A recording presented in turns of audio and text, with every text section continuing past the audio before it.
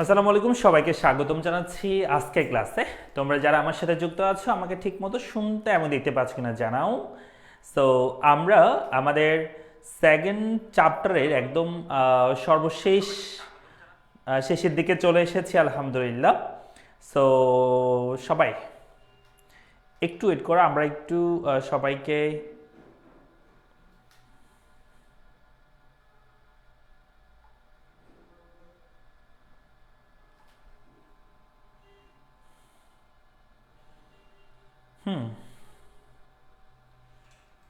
সবাই চলে আসছে।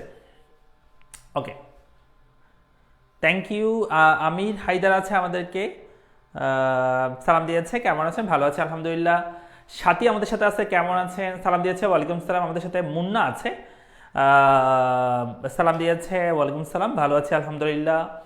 ওকে, শিমু আছে, গুড ইভিনিং বলছে, গুড ইভিনিং। ওকে, আফিফা আছে, কেমন আছে? ভালো আছি। তো আমরা আমরা যেই টপিকটা আজকে পড়বো সেটা হচ্ছে চাহিদার স্থিতিস্থাপকতা, বুঝছো? তো আমরা এর আগের ক্লাসে, গত ক্লাসে আমরা যেটা পড়েছিলাম সেটা ছিল কি, সেটা ছিল চাহিদার দাম স্থিতিস্থাপকতা। কি ছিল বলতো? চাহিদার দাম স্থিতিস্থাপকতা, এটাকে আমরা ইপি বলেছিলাম। চাহিদার দাম স্থিতিকে আমরা কি বলে থাকি? ইপি। ইপি মানে হচ্ছে income elasticity of demand, sorry, price elasticity of demand. এটার আমরা সূত্র কি করেছি? সূত্র আমরা করেছি delta Q divided by delta P into P divided by Q. অর্থাৎ এখানে আমরা মেইনলি যে কাজটা করেছিলাম সেটা হচ্ছে কোন একটা দ্রব্যের দামের সাথে, আমি যদি বলি কোন একটা দ্রব্যের দাম, সেটাকে আমরা বলি পি, এবং সেই দ্রব্যের যে চাহিদা, যেটাকে আমরা বলি কিউডি। যেমন দাম ছিল মনে করো 10 টাকা, চাহিদা ছিল 100, দাম কমে 9 টাকা হলে চাহিদা বৃদ্ধি পেয়ে 110 হয়। দ্যাট মিনস এখানে দাম এবং চাহিদা, অর্থাৎ দামের উপর চাহিদা যে সম্পর্ক বা দামের পরিবর্তনের ফলে শতকরা চাহিদার যে শতকরা পরিবর্তন হয়েছে সেটা আমরা দেখেছিলাম চাহিদার দাম স্থিতিস্থাপকতা বা ইপি এর ক্ষেত্রে। কিন্তু আজকে যে টপিকটা আমরা পড়বো সেটা হচ্ছে চাহিদার স্থিতিস্থাপকতা, অর্থাৎ যেটাকে আমরা বলি ইনকাম ইলাস্টিসিটি অফ ডিমান্ড, এটাকে আমরা ইওয়াই বলে থাকি। ইওয়াই স্যার, ইওয়াই এর মধ্যে আমরা কি করব? মেইনলি ইওয়াই এর মধ্যে আমরা যেটা করব সেটা হচ্ছে কোন দ্রব্যের দামের সাথে চাহিদা না দেখে, কোন একটা দ্রব্যের দামের সাথে চাহিদার পরিমাণটা না দেখে আমরা যেটা দেখব, আর সেই জিনিসটা হচ্ছে কোন একটা দ্রব্যের দামের পরিবর্তন ছাড়াও, আমি যদি বলি দামের পরিবর্তন ছাড়া কিন্তু আরো কিছু বিষয় আছে, ফ্যাক্টর আছে যেগুলোর উপর চাহিদা ডিপেন্ড করে থাকে। এর মধ্যে একটা হচ্ছে ভোক্তার আয়, বা যেটাকে আমরা ওয়াই বা ইনকাম বলে থাকি। কেমন? তো মনে করো ভোক্তার আয় ছিল 1000, তখন মনে করো, আচ্ছা, ভোক্তার আয় ছিল মনে করো 1000, তখন তোমার কোনো দ্রব্যের চাহিদা ছিল 100। ভোক্তার আয় বেড়ে যদি 2000 হয়, তাহলে মনে করো যে কোনো দ্রব্যের ভোগ বাড়তে পারে, যদিও দাম স্থির আছে। কি বলেছি বলো? যদিও দাম স্থির আছে, দামটা এখানে স্থির থাকলেও আমাদের আয়ের পরিবর্তনের কারণে চাহিদা পরিবর্তন হইতে পারে। আর এই ইনকামের পরিবর্তনের ফলে চাহিদার পরিবর্তন বা চাহিদার আয়ের আপেক্ষিক পরিবর্তনের ফলে চাহিদার যে আপেক্ষিক পরিবর্তন, এই দুটোর অনুপাত আমরা আলোচনা করব এই চাহিদার আয় স্থিতিস্থাপকতা বা ইওয়াই এর মধ্যে বা ইনকাম ইলাস্টিসিটি অফ ডিমান্ডের মধ্যে। তোমরা কি বুঝতে পেরেছো আমার কথা? তোমরা কি বুঝতে পেরেছো আমার কথা? একটু বলো তো, সবাই বুঝতে পেরেছো কিনা? তাহলে চাহিদার আয় স্থিতিস্থাপকতা আমরা কিসের উপর করব? কোনো ভোক্তার বা ব্যক্তির আয়ের সাথে চাহিদার যে সম্পর্ক সেটা আমরা দেখব এখানে। ভোক্তার আয়ের সাথে চাহিদার সম্পর্ক আমরা এখানে দেখব। ভোক্তার আয়ের সাথে চাহিদার সম্পর্ক আমরা দেখব। চার্জার দিয়ে এটাতে না বন্ধ যাও।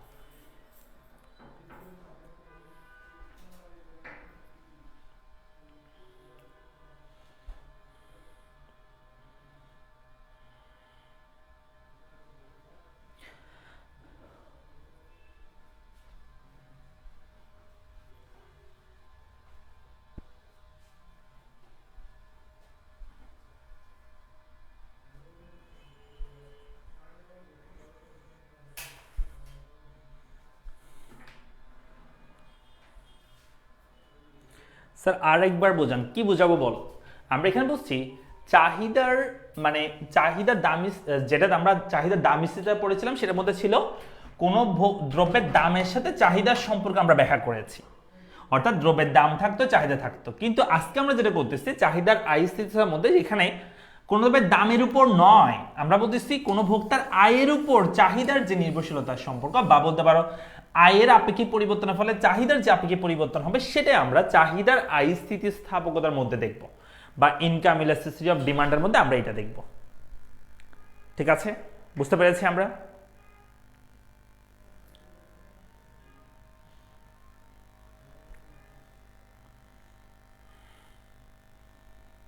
আমরা কি বুঝতে পারছি? ওকে, তাহলে এখানে আয়ের সাথে চাহিদার সম্পর্ক আমরা দেখতে পাচ্ছি, ইনকামের সাথে চাহিদার একটা সম্পর্ক, সেটা আমরা চাহিদার আয়স্থিতিতার মধ্যে পড়বো। তো আমরা এখানে যদি একটু সংজ্ঞাটা বলি, সংজ্ঞাটা কেমন হবে দেখো, এখানে একটা সংজ্ঞা আছে, আমরা একটু একটু মুখস্থ করি সবাই।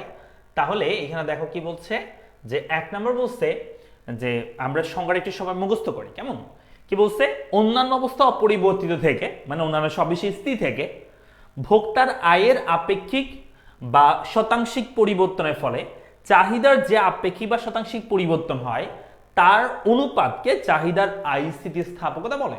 তাহলে আমরা সবাই একটু মুখস্থ করি, আমরা বলবো অন্যান্য বিষয় অপরিবর্তিত থেকে ভোক্তার আয়ের আপেক্ষিক বা শতাংশিক পরিবর্তনের ফলে চাহিদার যে আপেক্ষিক বা শতাংশিক পরিবর্তন হয় তার অনুপাতকে চাহিদার স্থিতিস্থাপকতা বলে। ঠিক আছে, তো সবাই একটু এক নিঃশ্বাসে বা 10 সেকেন্ড একটু মুখস্থ করবা, সবাই জাস্ট 10 সেকেন্ড মুখস্থ করো। চাহিদার স্থিতিস্থাপকতা কাকে বলে এই সংজ্ঞাটা একটু মুখস্থ করো, দ্রুত করবা। চাহিদার স্থিতিস্থাপকতা কাকে বলে এই সংজ্ঞাটা একটু মুখস্থ করো। চাহিদার স্থিতিস্থাপকতা কাকে বলে এই সংজ্ঞাটা একটু মুখস্থ করো, সবাই দ্রুত করে নিবা।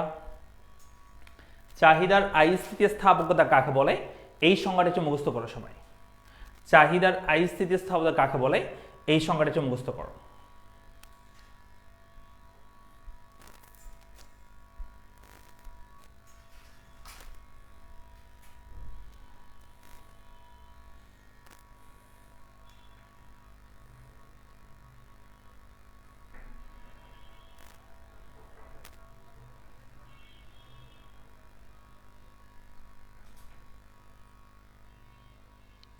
স্থিতিস্থাপকতার ক্ষেত্রে কি পার্সেন্টেজ হিসাব করা হয়, বা পার্সেন্টেজ মানে কি বোঝাচ্ছ, মানে পার্সেন্ট দিয়ে করা যায় কিনা, পার্সেন্ট শতকরা পরিবর্তনের ক্ষেত্রে পার্সেন্ট দিয়ে থাকলে করা যায় কিনা, হ্যাঁ ওইটাও করা যায়, তবে ওইটা না আমরা যেভাবে করতেছি ওইভাবে করো, ওইভাবে পরীক্ষা আসবে, আমরা যেভাবে পড়তেছি ওইভাবে পরীক্ষা আসবে। ঠিক আছে, তুমি ওইভাবে দেখো।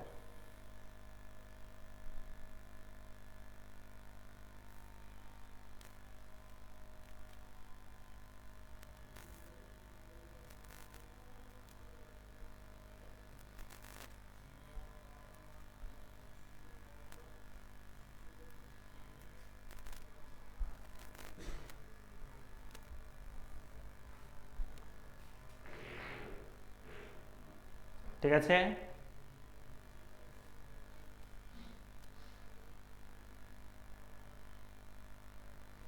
হয়েছে, মুখস্থ হয়েছে? চাহিদার স্থিতিস্থাপকতা মুখস্থ করছো, সংজ্ঞা পারবে?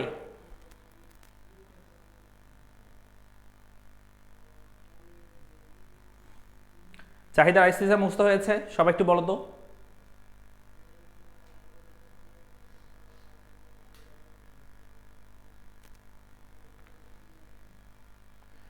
ওকে, তো দেখো আমরা সূত্র নিয়ে কথা বলবো, সংজ্ঞাটা মুখস্থ করতে পারলে সূত্র তোমার জন্য ইজি হয়ে যাবে। আমি এই সূত্রটা এখানে একটু লিখে দিই। সূত্রটার মধ্যে কি বলছে দেখো তো, প্রথম বলছে যে ইওয়াই বা ইনকাম ইলাস্টিসিটি অফ ডিমান্ড, এটা মানে এখানে লিখছে কি, লিখছে যে চাহিদার আপেক্ষিক পরিবর্তন ডিভাইডেড বাই দামের আপেক্ষিক পরিবর্তন। আর এই আপেক্ষিক পরিবর্তন মানে আমরা জানি আপেক্ষিক পরিবর্তন মানে হচ্ছে শতকরা পরিবর্তনকে বোঝায়। আর শতকরা পরিবর্তন কেমন বের করতে হবে, এই চাহিদা শতকরা বা আপেক্ষিক পরিবর্তন বের করতে হলে চাহিদার পরিবর্তনকে চাহিদার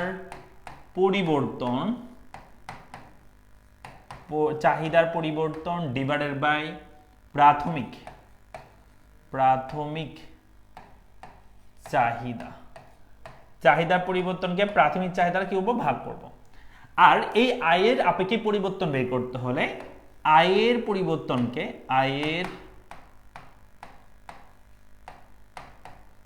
পরিবর্তন ডিভাইডেড বাই প্রাথমিক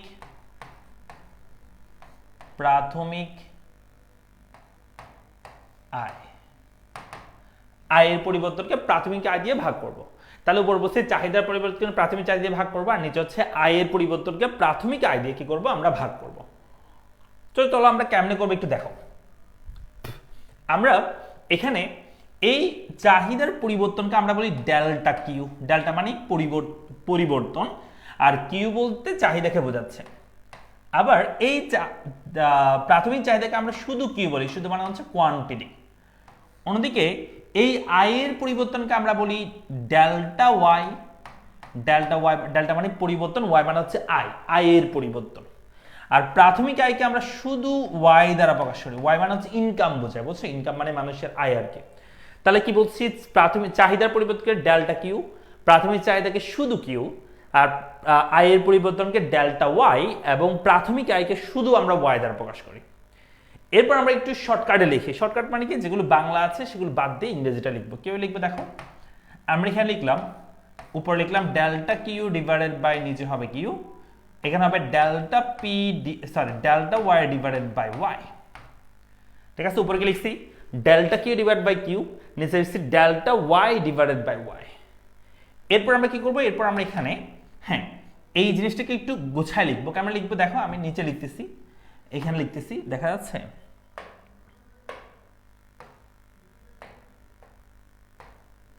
দেখা যাচ্ছে আই থিঙ্ক। তাহলে এখানে লিখবো আমরা হচ্ছে, আমি যেটা করবো সেটা হচ্ছে দেখো একটু সবাই, এই উপরের সংখ্যাটা যেমন আছে তেমন লিখে দিচ্ছি, ডেল্টা কিউ ডিভাইডেড বাই শুধু Q, delta Q divide by Q into এই মাঝখানে যে ভাগ আছে সেটাকে আমরা এখন গুণ আকারে লিখছি।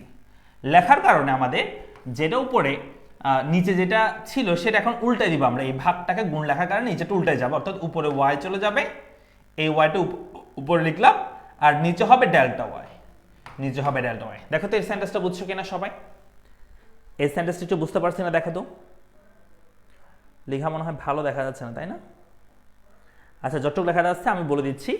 কে লিখছি বলো এখানে, এটা হচ্ছে delta Q divide by Q, এটা যেমন আছে তেমন লিখে দিলাম, এখানে ইনটু লিখলাম। এই যে ভাগটার জন্য আমরা গুণ লিখছি, তাই এই নিচেটা উল্টে যাবে, উল্টে গেলে কিউটা ওয়াইটা উপরে চলে যাবে, ডেল্টা ওয়াইটা নিচে চলে আসবে। এরপর সেন্টেন্স কি হবে, এরপর সেন্টেন্স হচ্ছে এরকম যে আমরা এখানে এই ডেল্টা ওয়াইটা এই পাশে আনবো, কিউকে আমরা এই পাশে নিয়ে যাবো, একটু সাজা লিখতেছি আর কি। তাহলে হবে কেমন, যে এরকম ডেল্টা কিউ ডিভাইডেড বাই, এই যে ডেল্টা কিউ লিখলাম, আর ডেল্টা ওয়াইটা পাশে আসবে, কিউটা পাশে নিয়ে যাবো, তাহলে এটা হবে ডেল্টা ওয়াই ইনটু উপরে হবে ওয়াই, নিচে হবে হচ্ছে কিউ। এটা হচ্ছে আমাদের ই ওয়াই এর ফাইনাল সূত্র। তো এটা কিন্তু সহজ সূত্রটা, যদি একটু তুমি মনে রাখতে পারো। কেমন মনে রাখবা দেখো, আমি তোমাদেরকে দেখাচ্ছি মনে কেমন রাখবা। সেটা হচ্ছে আমরা এগুলো বাদ আমরা করেছিলাম কি, EP price elasticity of demand, সেটা কি ছিল ডেল্টা কিউ ডিভাইডেড বাই কি বলেছিলাম আমরা, delta P into P divided by Q, এটাই তো ছিল না? চাহিদার পরিবর্তনকে দামের পরিবর্তন ইনটু পি উপরে কিউ নিচে, এগুলোর সাথে ডেল্টা সাইন হবে না, ইপি এর সূত্র। আর এখন আমরা বলতেছি ইওয়াই এর সূত্র। তো এখানে ছিল কোনো ভোক্তার দামের সাথে চাহিদার, এটা আমরা বলি চাহিদার দামি স্থিতি, চাহিদার দামি স্থিতিস্থাপকতা, এটা প্রথমটা। আর এটা হচ্ছে চাহিদার আয় স্থিতিস্থাপকতা। এটা কি বলো, এটা হচ্ছে চাহিদার আয়, চাহিদার, এখানে লিখে দিচ্ছি, এটা হচ্ছে চাহিদার আয় স্থিতিস্থাপকতা। তো এখানের মধ্যে সেম, যেহেতু চাহিদার আগে আছে চাহিদার পরিবর্তন লিখবো, এবং আয় আছে আয়ের পরিবর্তন নিচে লিখবো, আয়ের পরিবর্তনকে ডেল্টা ওয়াই বলে, ইনটু ওয়াইটা চলে যাবে উপরে এবং কিউটা চলে আসবে নিচে, বাট এগুলোর সাথে ডেল্টা সাইন হবে না, পরেরগুলোর সাথে কি হবে না, ডেল্টা সাইন হবে না। এই হচ্ছে পার্থক্য। তাহলে আমরা চলে আসি, তাহলে এখানে আমরা যদি বলি, এখানে আমরা যদি বলি যে পি ডেল্টা ইপি এর সূত্র কি delta Q divide by delta P into P divide by Q, আর ইওয়াই এর সূত্র হচ্ছে delta Q divide by delta Y, মানে পি এর জায়গায় এখানে কি হবে, ওয়াই হবে, কিন্তু ইনকাম হবে, মানুষের ইনকাম হবে আর কি, into Y divide by Q. ঠিক আছে, এটা হচ্ছে আমাদের চাহিদার আয় স্থিতিস্থাপকতার সূত্র। সবাই দেখো তো বুঝছো কিনা, চাহিদার আয় স্থিতিস্থাপকতার সূত্র বুঝতে পারছো না, একটু দেখো তো।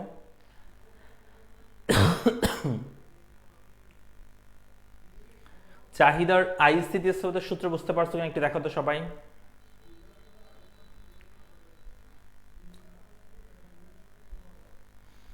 চাহিদার আয় স্থিতিস্থাপকতার সূত্র বুঝতে পারছো না, দেখো সবাই।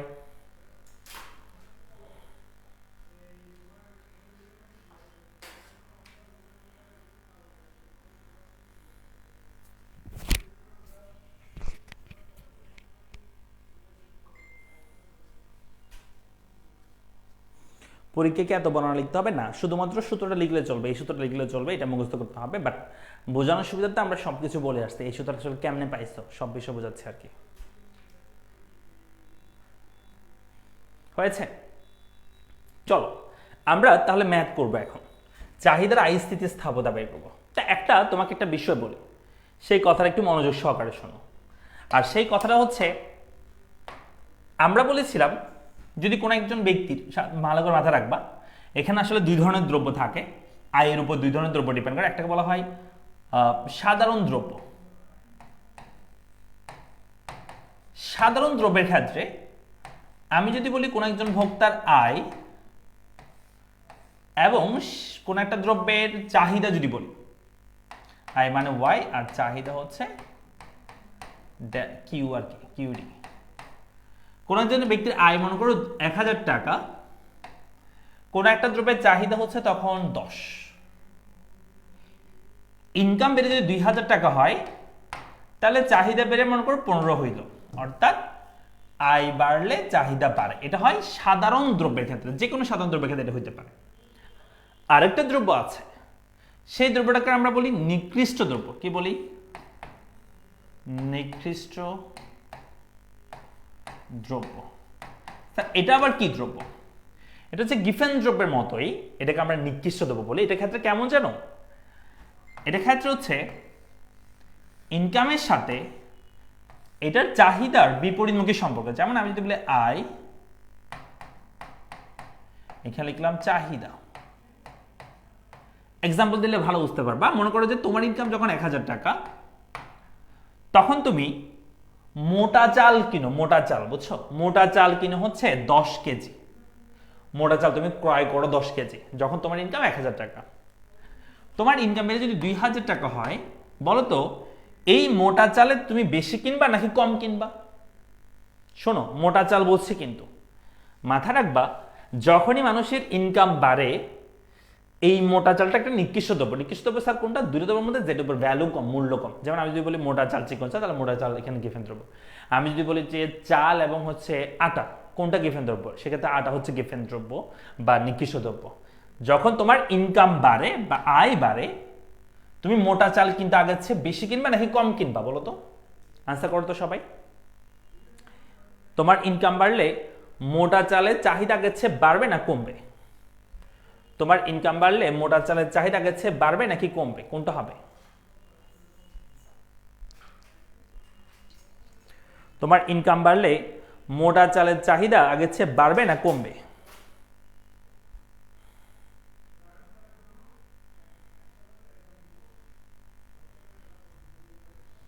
তাহলে কি বলছি? কি বলছি বলো তো? নিকৃষ্ট বলছে কি আয় বাড়লে, ইনকাম বাড়লে মোটা চালের চাহিদা বাড়বে না কমবে? অনেকে বলছে স্যার কমবে, অনেকে বলছে কমবে, কম কিনবে, অনেকে বলছে বাড়বে।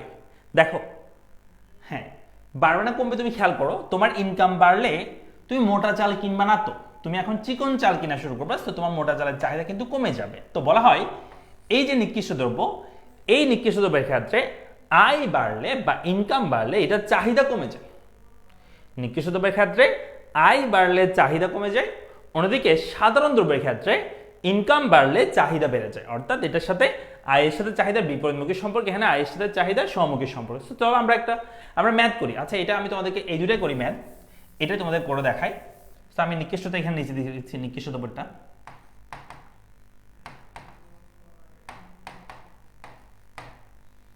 এখানে আমি করে দিচ্ছি নিকৃষ্ট দ্রব্যটা।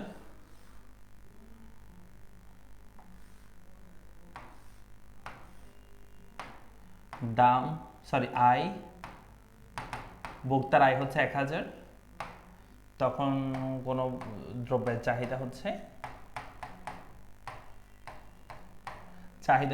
10, সরি 10। আয় বেড়ে যখন 2000 টাকা হয়েছে, তোমার চাহিদা কিন্তু এখন কমে 5-এ চলে আসলো। এটা কোন দ্রব্য? নিকৃষ্ট দ্রব্যের ক্ষেত্রে, বুঝছো? তাহলে তোমরা যেটা করবে সেটা হচ্ছে 1 নম্বর সাধারণ দ্রব্যটা বের করো। চলো আমরা করি। আমরা লিখবো ইউআই, কি লিখবো? আমরা জানি, এখান থেকে শুরু করো। আমি যেখান থেকে শুরু সেখান থেকে করো। আমরা জানি আমরা কি জানি ই ওয়াই মানে ইনকাম এক্সেস অফ ডিমান্ড সমান হচ্ছে delta Q divide by delta Y into Y divided by Q. তো এখানে আমাদের মান বের করে নিতে হবে, যেমন ধরো এইখানে লিখলাম, এখানে লিখে আমরা একটা প্রথমটা করবো, এটা করবো, এই প্রথমটার জন্য করতেছি। তো এখানে লিখবো আমরা প্রথমত এই চারটা জিনিসের মান বের করতে হবে, সেটা হচ্ছে ডেল্টা কিউ মানে কি, তারপর ডেল্টা পি মানে কি, এরপর হচ্ছে ডেল্টা পি বলতেছি, ডেল্টা ওয়াই মানে কি, এরপর হচ্ছে ওয়াই মানে কি, অ্যান্ড কিউ ওয়ান মানে কি। আমরা কি দুটো মান বসা ফেলি। ওয়াই মানে হচ্ছে ইনকাম, তবে প্রাথমিক ইনকাম বলো এখানে এই সূচির জন্য, প্রথম সূচি দেখবা এটা না, প্রথম সূচির জন্য আবার যখন আয় বা ইনকাম যখন প্রাথমিক ইনকাম কত 1000 টাকা, তখন চাহিদা 10, তার মানে প্রাথমিক ইনকাম হচ্ছে 1000, সেখানে ওয়াই এর ভ্যালু আমরা 1000 ধরলাম। আর কিউ মানে হচ্ছে প্রাথমিক চাহিদার পরিমাণ, আর সেই প্রাথমিক চাহিদার পরিমাণ হচ্ছে 10। সাধারণত ব্যাখ্যাতে প্রাথমিক চাহিদা কত ছিল 1000 অবস্থায় 10 ছিল, এখানে লিখলাম আমরা 10। আবার আমি যদি বলি ডেল্টা কিউ মানে হচ্ছে চাহিদার পরিবর্তন, তাহলে চাহিদা এখানে ছিল 10 হইছে 15, তাহলে চাহিদার পরিবর্তন কত, অলওয়েজ পরিবর্তন মানে পরিবর্তিত মান থেকে প্রাথমিক মান বিয়োগ করা, তাহলে চাহিদার পরিবর্তন করলে আগে ছিল 10 হইছে 15, তাহলে এখানে পরিবর্তন বের করতে হলে 15 মাইনাস 10, 15 থেকে 10 বিয়োগ করলে আনসার হবে 5।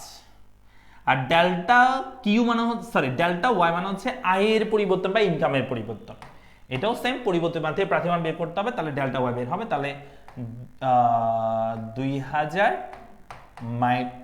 মাইনাস 1000 আনসার হবে 1000, 2000 থেকে 1000 বের করলে আনসার হবে 1000 হয়। তাহলে আমরা মানটা বসাই দিই, ডেল্টা কি মানে হচ্ছে চাহিদার পরিবর্তন, সেটা হচ্ছে 5, ডেল্টা ওয়াই মানে হচ্ছে আয়ের পরিবর্তন, সেটা হচ্ছে 1000, এবং ওয়াই মানে হচ্ছে আমাদের প্রাথমিক আয়, সেটা হচ্ছে এখানে 1000 বসিয়ে দিলাম, এবং কিউ মানে হচ্ছে 10 বসিয়ে দিলাম। এরপর কি করবো, আমরা যদি কাটাকাটি করতে জানি তাহলে তো ভালো, এটাতে কাটাকাটি করবে 5 কে 10 দিয়ে ভাগ করলে আনসার হবে 0.5।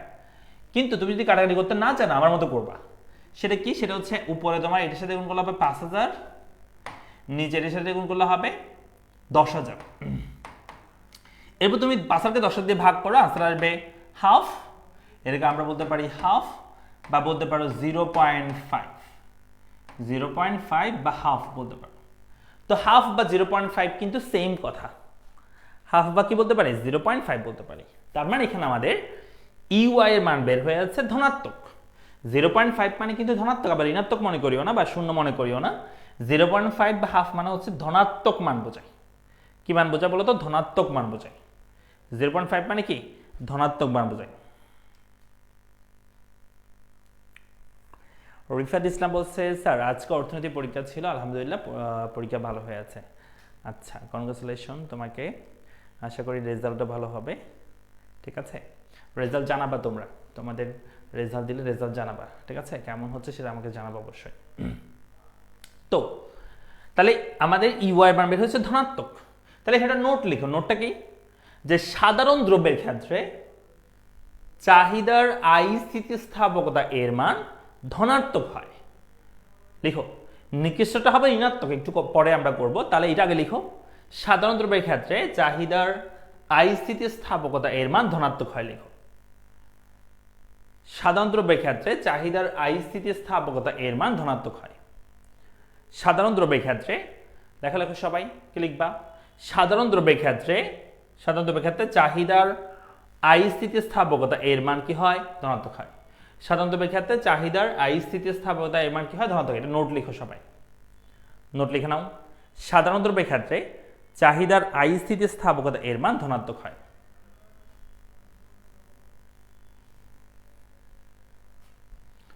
সাধারণ দ্রব্যের ক্ষেত্রে চাহিদার স্থিতিস্থাপকতা এর মান ধনাত্মক হয়।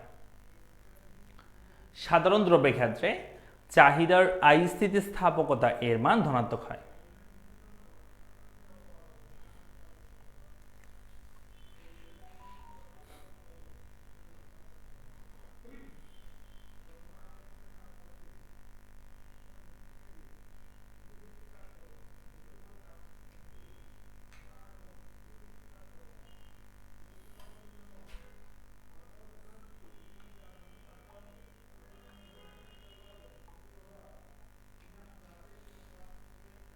লিখছো, কি লিখছো, সাধারণ দ্রব্যের ক্ষেত্রে চাহিদার স্থিতিস্থাপকতা এর মান কি হয়, ধনাত্মক হয়।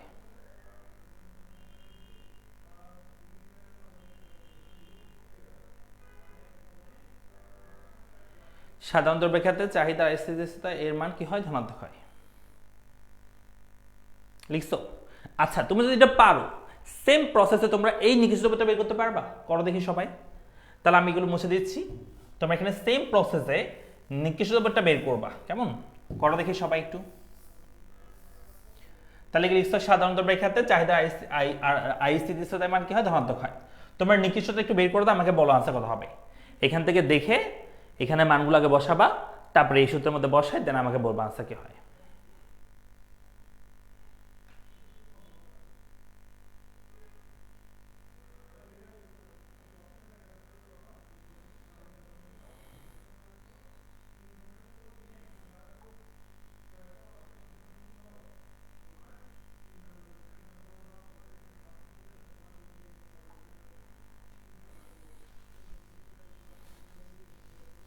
তাহলে কি লিখছি বলো? কিসের ক্ষেত্রে বলো? সাধারণ দ্রব্যের ক্ষেত্রে, সরি নিকৃষ্ট দ্রব্যের ক্ষেত্রে আমরা বের করবো। করো একটু, নিকৃষ্ট দ্রব্যের আনসার কি হবে সেটা বের করো।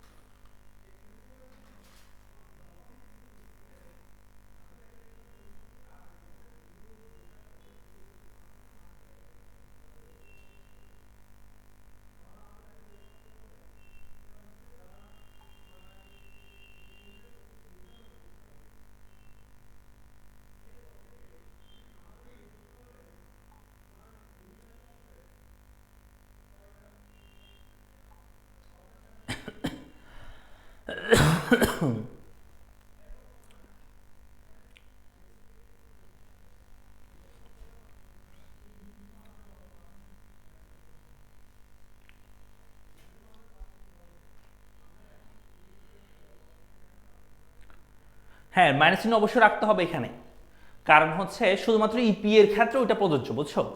যেটা আমরা গত ক্লাসে করছি সেটা শুধু ইপি এর ক্ষেত্রে প্রযোজ্য, শুধু ইপি এর ক্ষেত্রে প্রযোজ্য, সেটা শুধু ইপি এর ক্ষেত্রে প্রযোজ্য। মাইনাস চিহ্ন উপেক্ষা করতে হয়, বাট অন্যান্য যে ম্যাথগুলো আসবে যেমন চাহিদার আই, চাহিদা আরআরই, কোনোটাতে তুমি মাইনাস কি করতে পারবে না, রিমুভ করতে পারবে না। এটা আনসারটাই তুমি মাইনাস দিয়ে বুঝবে এটা আসলে কি দ্রব্য। তাহলে তোমরা সবাই বলতেছো আনসার হচ্ছে -0.5। সবার আনসার ঠিক আছে? তাহলে ইউআই মান আসছে কত? তাহলে আমরা বলতেছি ইউআই সমান হচ্ছে -0.5 বা -হাফ বলতে পারে, একই কথা। তো -0.5 বা -হাফ দ্বারা বোঝায় যে নিকৃষ্ট দ্রব্যের ক্ষেত্রে চাহিদার আই স্থিতিস্থাপকতা এর মান ঋণাত্মক হয়। দেখছো, এটা কিন্তু ঋণাত্মক আসছে, আগেরটা কিন্তু ধনাত্মক ছিল। তাহলে এটা নোটটা খেয়াল রাখবা। কি বলছি? নিকৃষ্ট দ্রব্যের ক্ষেত্রে চাহিদার আই স্থিতিস্থাপকতা এর মান ঋণাত্মক হয়, কারণ ইনকাম বাড়লে চাহিদা কমে যায়। তো বিপরীতমুখী সম্পর্ক হলে স্থিতিস্থাপকতা ঋণাত্মক হয়। যেমন চাহিদা দামি স্থিতির মধ্যে ছিল, তবে ইপি এর ক্ষেত্রে ঋণাত্মক চিহ্ন উপেক্ষা করা হয়, সেজন্য আমরা মাইনাস চিহ্নটা রাখতাম না, কিন্তু মাইনাস আসতো। কিন্তু এটা ক্ষেত্রে মাইনাস চিহ্ন উপেক্ষা করতে হবে না, শুধু ইপি এর ক্ষেত্রে সেই শর্তটা প্রযোজ্য, মাইনাস চিহ্ন উপেক্ষা করতে হয়, বুঝছো? তাহলে এখানে লিখবো নিকৃষ্ট দ্রব্যের ক্ষেত্রে চাহিদার আই স্থিতিস্থাপকতা এর মান, অর্থাৎ ইনকাম বাড়লে যেহেতু চাহিদা কমে যায়, তো বিপরীতমুখী সম্পর্ক। তো নিকৃষ্ট দ্রব্যের ক্ষেত্রে চাহিদার আই স্থিতিস্থাপকতা এর মান, চাহিদার আই স্থিতি এর মান কি হয়? ঋণাত্মক হয়। লিখো, নোট লিখো সবাই। নিকৃষ্ট দ্রব্যের ক্ষেত্রে চাহিদার আই স্থিতিস্থাপকতা এর মান ঋণাত্মক হয়। নিকৃষ্ট দ্রব্যের ক্ষেত্রে চাহিদার আই স্থিতিস্থাপকতা এর মান ঋণাত্মক হয়। নিকৃষ্ট দ্রব্যের ক্ষেত্রে চাহিদার আই স্থিতিস্থাপকতা এর মান ঋণাত্মক হয়। নিকৃষ্ট দ্রব্যের ক্ষেত্রে চাহিদার আই স্থিতিস্থাপকতা এর মান ঋণাত্মক হয়।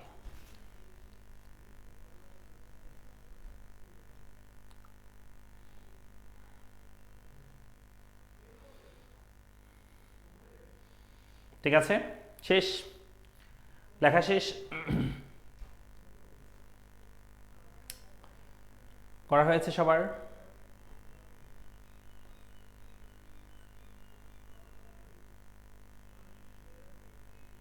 হ্যাঁ, ইপি এর ক্ষেত্রে তুমি যদি মাইনাস চিহ্ন দাও তাহলে অবশ্যই ভুল হবে।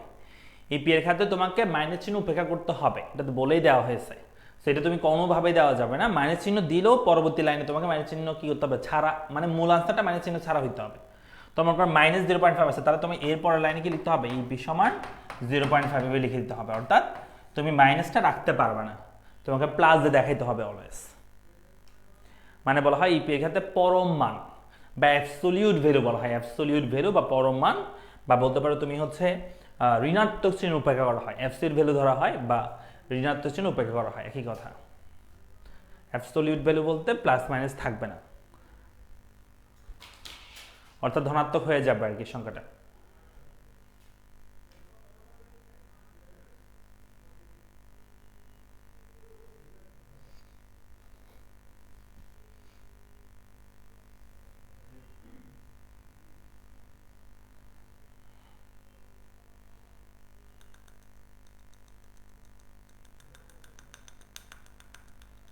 বুঝছই?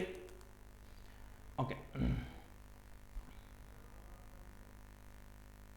স্যার আগেরটা একটু লাস্ট বুঝান, আগেরটার একটু, স্যার আগেরটার একটু লাস্ট বুঝান স্যার। বুঝি নাই তোমার কথা, আগেরটা লাস্ট বুঝান মানে কি বোঝাচ্ছ তুমি, কি বলতেছো?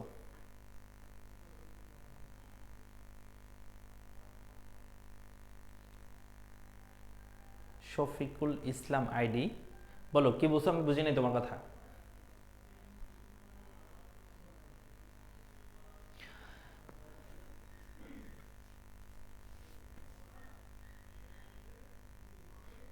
ওকে, চলে আসি আমরা চাহিদার আইসিতে শেষ। এরপর আমরা পড়বো যেটা, সেটা হচ্ছে চাহিদার আড়াআড়ি স্থিতিস্থাপকতা। এটা আবার কি জিনিস দেখো, এই জিনিসটা আমরা একটু বোঝার চেষ্টা করি। চাহিদার আড়াআড়ি স্থিতিস্থাপকতা আবার কি জিনিস? যেমন আমি দেখো একটু আগে আমরা করেছি, মানে গত ক্লাসে করছি আর কি, একটু আগে না, গত ক্লাসে আমরা পড়ছি হচ্ছে চাহিদার দাম স্থিতিস্থাপকতা, মানে হচ্ছে ইপি আমরা করেছি। সূত্র ছিল কি, delta Q divided by delta P into P divided by Q. Example কি ছিল? এক্সাম্পল ছিল হচ্ছে, আমি যদি বলি কোন একটা দ্রব্যের দাম এবং সেই দ্রব্যের যে চাহিদা, যেটাকে আমরা কিউডি বলি, সেটা এখানে দেখানো হয়ে থাকে। মনে করো আমি যদি বলি কোন একটা দ্রব্যের দাম হচ্ছে 100 টাকা, সরি 10 টাকায় বলি, আগে যেটা ছিল সেটা চিন্তা করি, চাহিদা হচ্ছে 100, দাম কমে 9 টাকা হলে আমরা জানি দাম কমছে বিধায় চাহিদা বৃদ্ধি পেয়ে 110 হলো। এই জিনিসটা আমরা দেখেছি কোথায়, ইপি এর ক্ষেত্রে। আর একটু আগে যেটা করেছি আমরা ইউআই, সেটার ক্ষেত্রে কি দেখেছি আমরা, ইউআই মানে হচ্ছে delta Q divided by delta Y into Y divided by Q. এটার মধ্যে আমরা কি দেখেছি, যে ইনকামের সাথে, ইনকাম মানে হচ্ছে কোন ভোক্তার আয়ের সাথে, আই মানে ওয়াই, সেটার সাথে কোন একটা দ্রব্যের চাহিদা আমরা দেখেছি, চাহিদা আমরা দেখেছি, যেটাকে আমরা বলি কিউডি, চাহিদা আমরা দেখেছি। ওকে, তো দেখো ইনকাম যদি হয় 1000, চাহিদা হইছে 10, ইনকাম বেড়ে 2000 হইলে চাহিদা যদি সাধারণ দ্রব্য হয়, চাহিদা বেড়ে মনে করো যে 15 হইছে, ইনকাম বাড়ছে বিধায় চাহিদা বাড়ছে, ইনকাম বাড়লে আয় বাড়লে চাহিদা বাড়ে, এটা সাধারণ দ্রব্যের ক্ষেত্রে এটা হয়ে থাকে, আয় বাড়লে চাহিদা বাড়ে। তো আবার আমি যদি বলি যে এখন আমরা কি করব, চাহিদার আড়াআড়ি স্থিতিস্থাপকতা, এটাকে আমরা বলি ইসি, চাহিদার আড়াআড়ি স্থিতিস্থাপকতা। এটা কি জিনিস জানো? এটা হচ্ছে এরকম, আমি যদি বলি, ভালো করে শুনবা, ভালো করে আমার কথা শুনো, আমি যদি বলি এক্স একটা দ্রব্য, আচ্ছা এক্স দিয়ে বললে তোমার কঠিন মনে হইতে পারে, আমি যদি বলি একটা দ্রব্য, যেমন ধরো হচ্ছে চা, চায়ের দাম এবং চায়ের চাহিদা এখানে দেওয়া আছে, মনে করো চায়ের দাম, চায়ের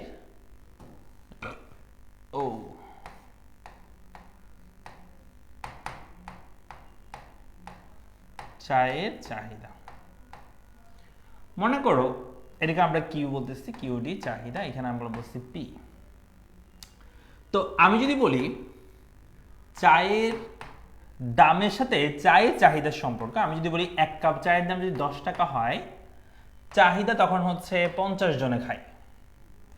1 কাপ চায়ের দাম যদি 10 টাকা হয়, 50 জনে খায়। চায়ের দাম বেড়ে যদি 20 টাকা হয়, তাহলে এখানে মানুষ কি বেশি চা খাবে নাকি কম চা খাবে? ডেফিনেটলি চায়ের দাম বাড়ছে, তো চায়ের চাহিদা কমে যাবে। চায়ের চাহিদা কমে 40 হলো, দাম বাড়ছে বিতে চাহিদা কমে গেছে। কিন্তু আমি যদি বলি শুধুমাত্র কি চায়ের দামের উপর চায়ের চাহিদা ডিপেন্ড করে?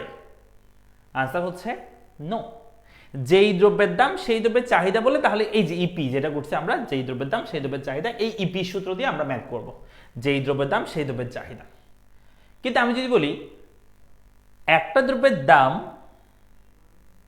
যেই দ্রব্যের দাম সেই দ্রব্যের চাহিদা বললে ইপি, চাহিদা দাম হিসেবে বের করতে হয়। কিন্তু আমি যদি বলি অন্য আরেকটা দ্রব্যের দামের উপর এই দ্রব্যের চাহিদা ডিপেন্ড করতেছে, যেমন ধরো কফির চাহিদা, কফির দাম, কফির দাম, বুঝছো?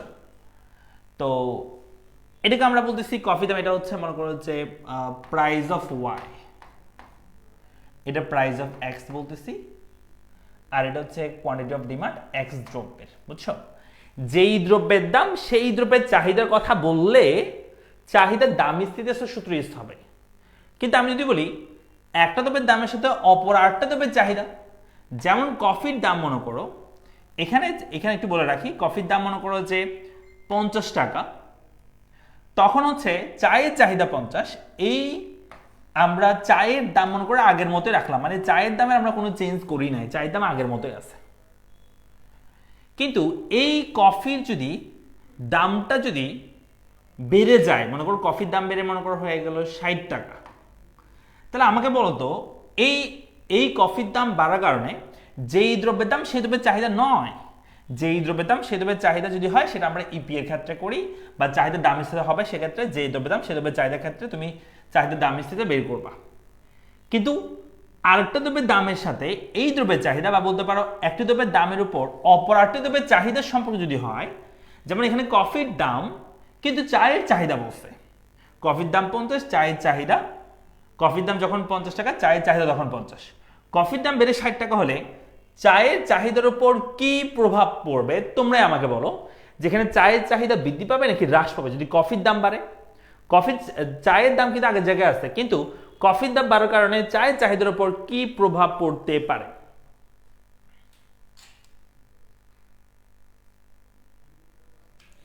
স্যার রেকর্ডেড ক্লাসগুলোর লিঙ্ক একটু দিন প্লিজ। এই গ্রুপের উপরে তুমি ফিচার বা অ্যানাউন্সমেন্ট অপশন পাবা, সেখানে গেলেই তুমি হচ্ছে সবগুলো ক্লাস সাজানো পাবা।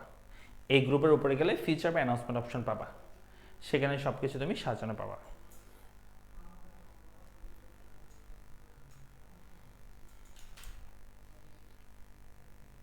বলো বলো বলো, কি পাবে? কফির দাম বাড়লে চায়ের চাহিদার উপর কি প্রভাব পড়বে? অনেকে বলছে, জোনাইদ বলছে আমাদেরকে বাড়বে, সাথী বলছে বাড়বে, শিমু বলছে চায়ের চাহিদা বৃদ্ধি পাবে, শিহা বলছে বৃদ্ধি পাবে, জোনাইদ বলছে বাড়বে, রায়ান ফাহাদ বলছে কমবে। দেখো রায়ান ছাড়া বাকি সবাই তাহলে বুঝতে পারছো। রায়ান শোনো, তোমার জন্য চায়ের দাম আগের মতোই আছে, কিন্তু কফির দাম বাড়ছে। আচ্ছা আমাকে বলো তো রায়ান, তুমি যদি রেস্টুরেন্টে যাও দেখতেছো চায়ের দাম আগের মতোই আছে, চা যখন 10 টাকা ছিল তখন 50 জনের চা খায়, চায়ের দাম আগের মতোই আছে, কিন্তু কফি যেখানে 50 টাকা ছিল সেখান থেকে বেড়ে 60 টাকা হয়েছে, মানে কফির দাম বাড়ছে। তাহলে কফির দাম বাড়লে কফি যারা কিনতো তারা কম কিনবে, মানে কফি চাহিদা কমবে। আর যারা কফি কম কিনবে বা কম খাবে তারা কি খাবে? চা খাবে না। তারা বলবে যে কিরে 60 টাকা দিয়ে চা খাওয়াচ্ছে, 60 টাকা দিয়ে কফি খাওয়াচ্ছে, চাই খাই, এটাই ভালো। তো চায়ের চাহিদা অটোমেটিক বেড়ে যাবে এই কফির চাহিদা বৃদ্ধির কারণে। তাহলে এই জিনিসটা একটা দ্রব্যের দামের সাথে অপর একটা দ্রব্যের চাহিদা আমরা যেখানে দেখবো সেটাই হচ্ছে ক্রস ইলাস্টিসিটি অফ ডিমান্ড, বা এটাকে আমরা ইসি বলে থাকি। কি বলে থাকি? ইসি বা ক্রস ইলাস্টিসিটি অফ ডিমান্ড আমরা করে থাকি বা বলে থাকি আর কি, ঠিক আছে? তো এটা সূত্রটা কেমন? সূত্রটা হচ্ছে এই যে এখানে আমরা চাহিদার দাম স্থিতি যেটা করছি সেটার মতোই হবে, যেমন ই সি সমান আমরা লিখতে পারি একদম চাহিদার দাম স্থিতির সূত্র এটাই হবে, তবে পার্থক্য হচ্ছে জাস্ট এখানে delta Q divide by delta P into P divide by Q এইটুক থাকবে, মানে এটার মতোই থাকবে, শুধু পার্থক্য হচ্ছে এখানে ডেল্টা কিউ এক্স থাকবে ছোট করে একটা নিচে করে, এখানে ডেল্টা পি ওয়াই থাকবে, এই যে পি ওয়াইটা উপরে গেল, এখানে কিউ এক্সটা নিচে আসলো, জাস্ট এক্স এবং ওয়াই বা ওয়াই এবং এক্স, পি এর সাথে ওয়াই এবং কিউর সাথে এক্স, পি এর সাথে ওয়াই, এই দুটো জিনিস অ্যাড হবে। অর্থাৎ একটা দ্রব্যের দামের সাথে অপর একটা দ্রব্যের চাহিদা বোঝাচ্ছে, একটা দ্রব্যের দামের সাথে কফির দামের সাথে আরেকটা দ্রব্যের কি চাহিদা বোঝাচ্ছে, মানে দামের যেটা পরিবর্তন হবে সেটাকে আমরা ওয়াই দ্রব্য চিন্তা করতেছি, যেটা দামের পরিবর্তন হবে, আর যেটা চাহিদা পরিবর্তন হবে সেটা হচ্ছে এক্স দ্রব্য চিন্তা করতেছি, বুঝছো?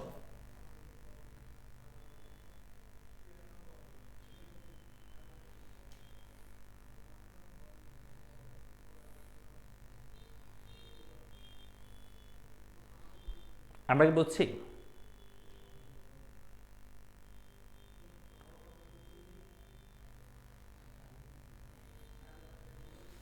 একটু বলো তো বুঝতে পারছো কিনা।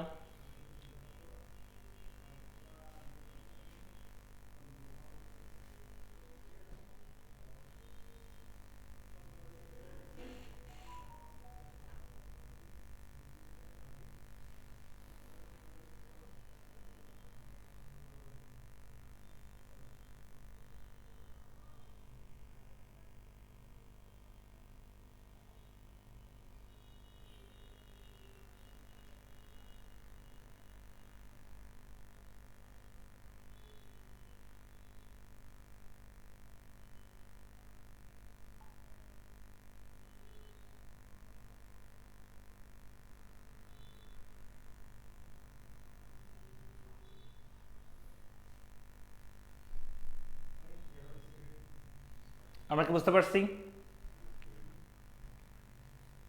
ওকে, তো আমরা এই চাহিদার আড়াআড়ি স্থিতিস্থাপকতায় আমরা করব। চলো আমরা দেখি এখানে সূত্রটা একটু এলাবোরেট করবো। সো এখানে তোমরা একটু আগে ইয়াটা একটু পড়ো, মানে সংজ্ঞাটা একটু পড়ো দেখি সবাই, চাহিদা আড়াআড়ি স্থিতি এটা সংজ্ঞাটা একটু পড়ো। কি বলছে দেখা তো, সম্পর্কযুক্ত দ্রব্যের ক্ষেত্রে একটি দ্রব্যের দামের আপেক্ষিক পরিবর্তনের ফলে অপর দ্রব্যের চাহিদার যে আপেক্ষিক পরিবর্তন হয় তার অনুপাতকে চাহিদার আড়াআড়ি স্থিতিস্থাপকতা বলে। তাহলে আমরা সংজ্ঞাটা একটু সবাই মুখস্থ করে ফেলে আগে দ্রুত করে সংজ্ঞাটা একটু সবাই মুখস্থ করো। সম্পর্কযুক্ত দ্রব্যের ক্ষেত্রে একটি দ্রব্যের দামের আপেক্ষিক পরিবর্তনের ফলে অপর দ্রব্যের চাহিদার যে আপেক্ষিক পরিবর্তন হয় তার অনুপাতকে চাহিদার আড়াআড়ি স্থিতিস্থাপকতা বলে। সবাই একটু মুখস্থ করো তো। সম্পর্কযুক্ত দ্রব্যের ক্ষেত্রে একটি দ্রব্যের দামের আপেক্ষিক পরিবর্তনের ফলে অপর দ্রব্যের চাহিদার যে আপেক্ষিক পরিবর্তন হয় তার অনুপাতকে চাহিদার আড়াআড়ি স্থিতিস্থাপকতা বলে।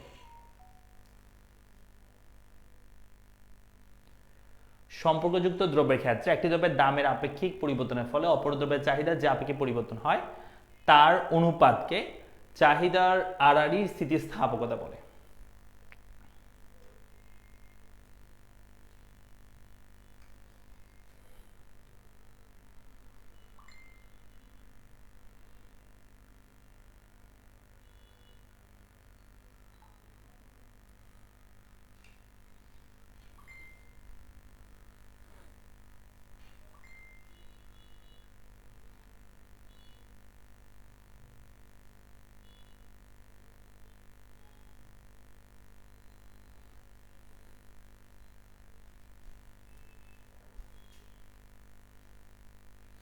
স্যার কফির বদলে এটা ময়দা বোঝানো যাবে? চা কফি বাদে আটা ময়দা বোঝানো যাবে? রিয়াদ তুমি এগুলো কি বলতেছো?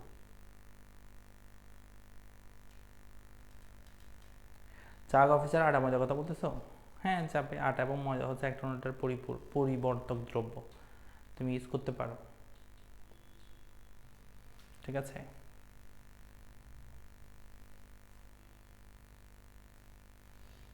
হয়েছে? পারবো? চাহিদা আড়াআড়ি স্থিতিতে পারবো? সংজ্ঞা পারবো? একটু বলো পারবে কিনা। তো দেখেন একটা নোট আছে, নোট কি বলছে, যে দ্রব্যের দামের পরিবর্তন হবে সেটি ওয়াই দ্রব্য, আর যে দ্রব্যের চাহিদার পরিবর্তন হবে সেটা কি বলবো আমরা, এক্স দ্রব্য ধরবো। তো এখানে সূত্র লিখছে, সূত্র এলাবোরেট করছে, তারপর এখানে ম্যাথ করছে। তো এই সূত্র এবং ম্যাথ এটা আমরা নেক্সট ক্লাসে পড়বো, এই সূত্র থেকে আমি শুরু করবো নেক্সট ক্লাসটা। আজকে বেসিকটা পড়াইছি, নেক্সট ক্লাসে আমরা এটা ডিটেলসে পড়বো, ঠিক আছে? সো এটা শেষ হবে আমাদের নেক্সট ক্লাসে, এই চ্যাপ্টার শেষ হবে। এরপর আমি নেক্সট ক্লাসে এটা শেষ করে, টপিকটা শেষ করে আমরা কিছু এমসিকিউ সলভ করব, এরপরে ক্লাসে কিছু সিকিউ সলভ করব, এরপরে অধ্যায়টা কমপ্লিট শেষ হবে, দেন আমরা পরবর্তী অধ্যায়ে যাব, ঠিক আছে? তো আজকে এইটুক পর্যন্ত। সবাই ভালো থাকো, সুস্থ থাকো, দেখা হচ্ছে পরবর্তী ক্লাসে। তোমাদের অনেকে পরীক্ষা চলতেছে, হয়তো সবাই ঠিক মতো ক্লাস করতে পারতেছো না। যাই হোক, আমারও 22 তারিখ, আমার 21 তারিখ আমার পরীক্ষা শেষ হবে। এরপর থেকে আবার রেগুলার ক্লাস নেব, ঠিক আছে? আপাতত একটা করে হচ্ছে, সপ্তাহে একটা দুইটা ক্লাস নিচ্ছি আমি। 21 তারিখের পর থেকে রেগুলার আবার 3টা করে ক্লাস হবে, ওকে? এই আর কি। তাহলে সবাই ভালো থাকো, সুস্থ থাকো, দেখা হচ্ছে পরবর্তী ক্লাসে। আসসালামু আলাইকুম।